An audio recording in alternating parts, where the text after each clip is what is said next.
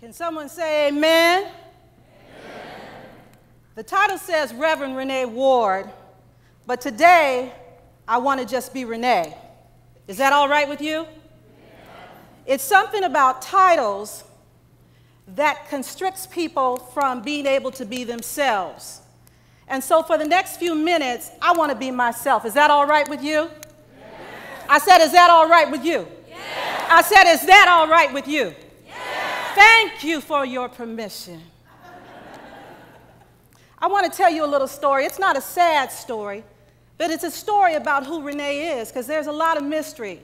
Some folks have seen me on TV protesting against the police. Power to the people. It's all right. Power to the people. Some people have seen me work on causes around domestic violence, around HIV and AIDS. You probably read that in the program. So I'm going to give you just a snippet of my life on how I arrived at this point. Is that all right with you? Yes. Is that all right with you? Yes. Thank you. In 1989, like anyone else, I fell in love. And I fell in love with a wonderful man. I was living in the Bay Area, pursuing my career in acting and dancing and all of those theatrical moments. I had been blessed and found myself from here going down to the California Bay Area just to extend my life as a promising young 20-something-year-old young lady to pursue all the happiness that I could find. But in the course of that journey, I found God to give me a pure revelation. Now, I make no apologies because you see the title says Reverend Renee Ward. So I make no apologies to what I say. So if I offend somebody, I'm sorry, but I'm not sorry because I'm going to take you on my journey to how I arrived right here. Is that all right with you? Yes. Is that all right with you? Yes. Thank you for your permission. In any case, I found myself going through a journey. It was a dark journey because how many of you have ever heard of the three dreaded letters HIV? Everybody's hand should be up in the house. But at the time, I didn't. And because of this phenomenal three-letter word that now has swept along with another four-letter word called AIDS. How many of you have ever heard that? Do you know somebody? Keep your hands up. Do you know anyone that has experienced that? Well, in case you haven't met anyone, and when I speak around the country in my early years about HIV/AIDS, I said, how many of you have ever seen a miracle? You ought to all have your hands up because you're looking at one. Put your hands up. You see a miracle. You see a miracle because I still am in my right mind, going through a journey of darkness, going through a journey of loneliness, going through a journey of ignorance, going through a journey of being rejected because I spoke the truth. The truth hurts. The truth hurts because when you look at the truth, it often is an ugly reflection, a reflection of who you really are. And earlier you heard in one of the videos the vulnerability of someone. Most of us think we're pretty strong. I think everyone in here is intellectual. The subject, it says, when the ordinary just won't do. In 1994, and I'm going to jump back and forth just for the sake of time, in 1994, that was actually a sermon that I did. I had been a newly ordained minister in the Methodist Church here in Portland, and that was one of my sermons that I really struggled with. And there were various ways I could look at it. I could say, when the ordinary just won't do. And someone would say, amen. Can you say that? Amen. Oh, come on now. Have you ever been to a black church? Amen. Amen. Thank you. Oh, okay, so I got your attention. Then on the other hand, it would say, when the ordinary just won't do. Now, the latter part came more real to me. I started seeing that in the most confrontational, conflicting moments of people's life, ordinary people would tend to turn their backs and deny what is the truth. It bothered me.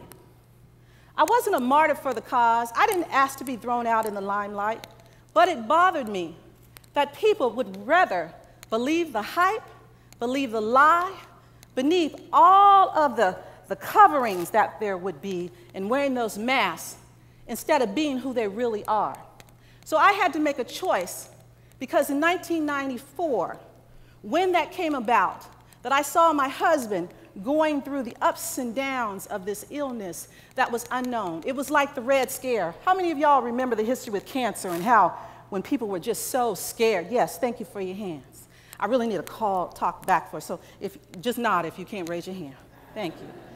It was very difficult for a lot of people to understand this phenomenon, this monster. Back in the day, cancer was the monster. Nobody wanted to say the words. Then it came to HIV/AIDS. People were laughing at Magic Johnson and Rock Hudson and all these other people.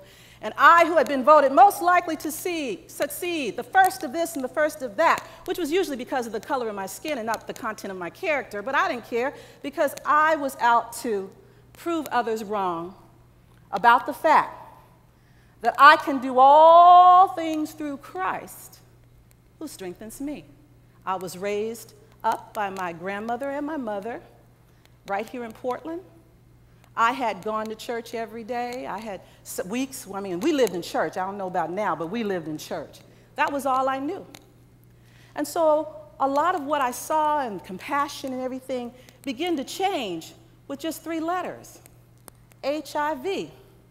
So I said, well, what about me? Why am I having to go through all of this with everyone denying me? And then I looked back and I said, when the ordinary just won't do, I'm going to have to step up. I'm going to have to speak out. I'm going to have to lean not into my own understanding, but in all thy ways ask for God's guidance to acknowledge and direct my path. Because it was a lonely path. Friends and family and even strangers who knew and didn't know, I would overhear conversations about what their mindset was about HIV and the big dreaded monster that was dropping people like flies. And how could I sit at a table of a comfortable conversation and say, oh, I know about HIV. I know about AIDS. My husband is lingering right now with this dreaded disease, and I can't tell no one. Friends turned their back on me. People didn't want to have that conversation. And I know for some of you, and I apologize to all of you who have been misunderstood by the church. Give yourself a hand. You've been misunderstood. I apologize because I experienced it too. How unlikely that I couldn't have a conversation with a pastor or a faith leader to let them know without protecting my family because of the ignorance that it brought upon. The one thing I found out in life is the fact that unless you accept the truth and for sure try to live it, you will have a ghost haunting you forever and ever and ever. Because what's the difference? If you're already living with your lie and you're lonely, what difference is it going to make if you could live with the truth and you're lonely? The difference is that you can live with yourself. Does that make sense? Oh, I like that. Amen. Thank you. So let's fast forward. Journeys. In 1998, unfortunately, my husband passed, Joseph Lewis Mormon, who reminded me on his deathbed before the last time I saw him, he slipped into a coma, that this is my life. My life. And I want you to do whatever it takes to spare my life. Because they had had doctors coming through and interns and others, residents, looking at him as if he was a scientific experiment. You ever felt like a scientific experiment? People are polite to you and don't understand you because you're categorized for it because of ignorance. And he reminded me that he raised up, at no other time had I seen him, with all the power and might in him, he raised up out of his bed and spoke and said, "This is my life. Do your job, and I'll do mine to fight to live for my family." That meant something to me. I wasn't a minister then. My mother had always said that I came out screaming and cackling from the time they slapped me on my butt. You know, back then they slapped you, now they call it child abuse. and I began to talk, but I didn't know that this is where I'd wind up now, today, talking about something that is still bearing ignorance, bearing denial. And I'm not, to this day I say it, will never close my mouth, because I'm fighting for him and all those others who are still living with this dreaded disease. Now, when the ordinary just won't do, somebody got to step up, somebody got to step out, and somebody's going to have to step into the destiny, whether they like it or not, accept the truth. Now, you may not want to. I don't know how many of you have read the Bible or whatever, or think that Moses was a mythical character in the Bible, excuse me. But the fact remains is that he didn't want to do and go tell Pharaoh, let my people go. And I know how Moses felt. Have you ever stepped up to someone that automatically body communication tells you non-verbally, I don't want to hear this today? Have you? Show me your hand. I know what you're talking about. And I would knock on doors, trying to get people to listen, family members who are, they just sick, they okay, they got cancer. All the time we know, because the Lord decided to show me the signs and show me that there was more to this than meets the eye. And he put me on a journey once I accepted him fully in my life, as far as in my ministry, that went beyond the church walls, that went underneath the bridges of the Hawthorne Bridge, feeding the hungry. And this isn't to boast, but he told me to go where people are, to let them know that there's some love still out there, let them know that there's some hope still out there. And again, as I asked you, if you'd never seen a miracle, you've seen one now, because I'm not supposed to be here. 7, the number that means completeness. Well, 7 was a dreaded number back in the 80s, because it was about 7 years, they calculated, of your survival with this disease. But he lived beyond that. And we have a beautiful daughter. She's studying to be a pharmacist. She's down at OSU. She wants to find the cure for AIDS. Give my daughter some love. She couldn't be here today. That's my other miracle. And then my other miracle is my son is in the house. Who says a woman whose life has either been directly or indirectly impacted by an HIV diagnosis can't live a complete life, fall in love again, and be blessed with a beautiful son who one day wants to be a video game designer. So you have to go find that gentleman out there, huh? Okay.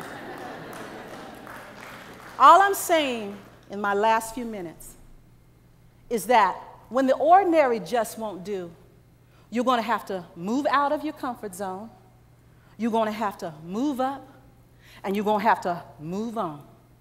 Let me go back to the first one. You're going to have to move out. That means you're going to have to leave some people behind. You're going to have to believe in yourself and leave the naysayers. And then you're going to have to move up. You're going to have to move up with your mindset. You're going to have to get to a level of understanding that sometime a soldier is going to be on the front line all by yourself. But again, in my ministry, it says, I've never seen the righteous forsaken or his seed beg for bread. For me, that means something to me, because even in my lack, I've had much.